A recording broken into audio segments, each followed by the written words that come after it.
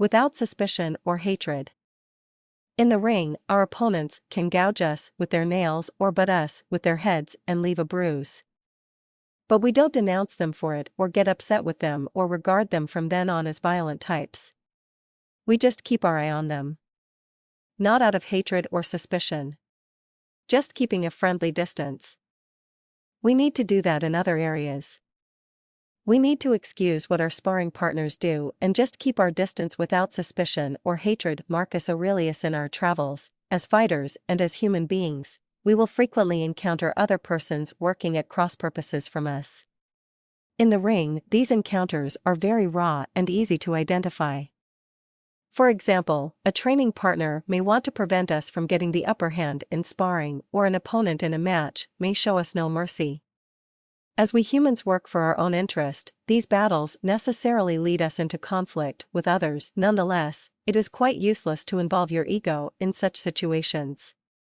Taking conflict personally 90% of the time causes you to waste energy on psychologizing an opponent who has no real psychic investment in the situation that is causing you grief. Very often, those around us may appear to frustrate what we're trying to accomplish simply because their objectives run in competition or else at cross purposes to that which we are trying to accomplish.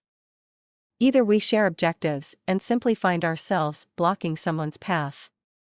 In this case, we find ourselves in conflict merely because we are taking up the place someone else would like to be. Otherwise, we may be working toward different goals that are somehow at cross purposes. It really doesn't matter.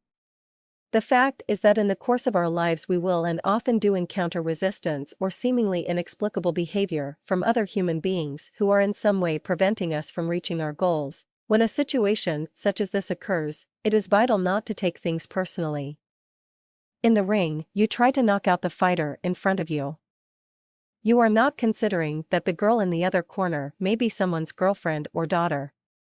You are not engaged with the fact that handing this person a loss may affect their mood or emotional system for weeks to come. No, quite simply, you are engaged in a scenario where all that matters in the moment is the objective, winning, for which both of you strive. To attain that goal, you must go through whatever fighter stands before you.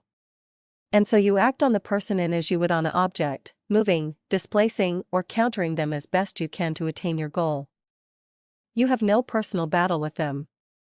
Instead, what the two of you have is a battle of position, or of opposing desires. Conflicts in life often aren't that different.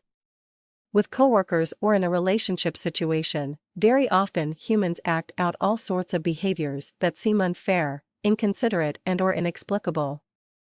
It is entirely possible to spend the better part of your waking life attempting to psychoanalyze the deep reasons for this frustrating behavior. I am willing to bet that you most likely have a friend who does this as a favorite hobby. But the temptation to psychologize in this way is a red herring. The twists and turns of another person's psyche are forever beyond our grasp, especially if we're dealing with a person with whom we have little intimate contact. Lack of information makes analysis exceedingly difficult and subject to flaw. Additionally, to give this amount of attention to an issue actually feeds it. A more effective way of dealing with frustrating behaviors can simply be to treat the behavior without psychologizing the actor. Whether someone meant to hurt your feelings, knock you out, or give you a sense of rejection is really beside the point. 90% of the time, the person in front of you acts upon you as a cutout at any rate, and does not treat you as an individual. It is best, then, to simply keep one's distance without suspicion or hatred, and understand that we have likely acted on others in similar ways in the past, leaving a trail of hard-to-interpret and hurtful behavior in our wake. Once someone gouges at you, mentally headbutts you, or acts with some sort of incivility towards you, simply place them in quarantine, and keep your distance.